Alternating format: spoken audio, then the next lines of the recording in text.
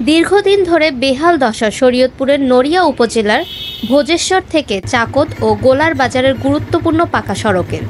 খানাখন্দ ও গর্তে ভরা এসব সড়ক এখন যানবাহন চলাচলের অনুপযোগী হয়ে পড়েছে।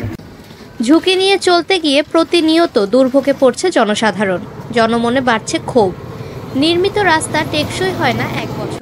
যাতায়াতের লেগে অনেক সমস্যা, এটা লাগা ভাঙ্গাচুরা রোড, এই মেন রোড এরকম অবস্থা যদি হয় দেশের পরিস্থিতি কি? দেশে কি সরকার দেখে না? এগুলা কাজ কাম করার তো দরকার। এই যে মানুষ যারা অ্যাক্সিডেন্ট হয়, রাস্তাঘাটের পরিস্থিতি এরকম, আর পিচ ঢালাই করে জায়গা কোন রকম। এটা টিকসই যাতে পিচ ঢালাই হয়, সরকারের কাছে এটা একটা আবেদন।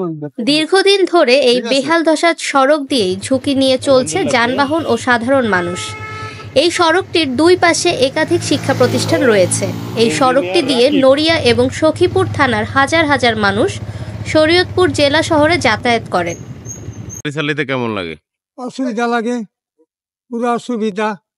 গাড়ি চালাইতে না, পিসিন্দারের অসুবিধা, আমাগো ড্রাইভারের অসুবিধা। পিসিন্দা করতে চায় না, ভাঙ্গা রাস্তা, এই কাম কাজ কম হয়, বুঝলেন। এখন আমরা চাই ভালো রাস্তা, চাই ভালোভাবে চলবো, পিসিন্দারে ভালোভাবে দেখবো, আমরা যে শান্তিতে চালাইতারি। আমাকেও চলবাতে হয়ে যায়, রাইতে ঘুমাইতে পারি না, ঘুমা থাকতে হয়, দলসুল ধরিয়া জায়গা কাজ করতে। এটা 1 বছর হয়েছে আন্তনে আমারও নিতেছে।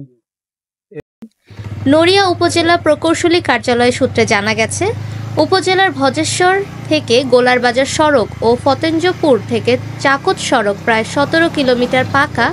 এই গুরুত্বপূর্ণ সড়কের বেশিরভাগই খানাখন্দ ও গর্তে ভরা।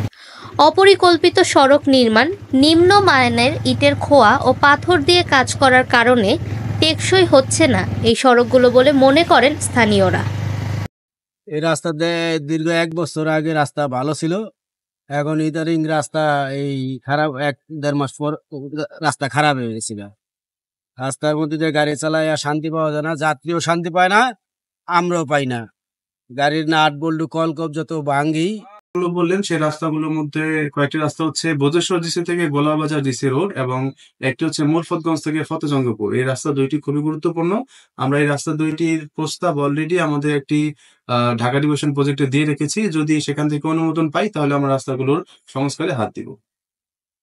আসলে আমরা প্রস্তাব পাঠিয়েছি, এখন যদি এটা রিভাইজ ডিপিবিতে অলরেডি এই প্রজেক্টের কাজ চলমান, নড়িয়াতেও চলমান, তো সেই হিসেবে রিভাইজ ডিপিবিতে আমরা এই রাস্তাগুলো অ্যাড করেছি। যদি এগুলো অনুমোদন হয় তাহলে আমরা হাত দিতে পারবো। অনুমোদনের জন্য আসলে প্রকল্প পরিচালক মহোদয় সঠিক টাইমটা বলতে পারবেন।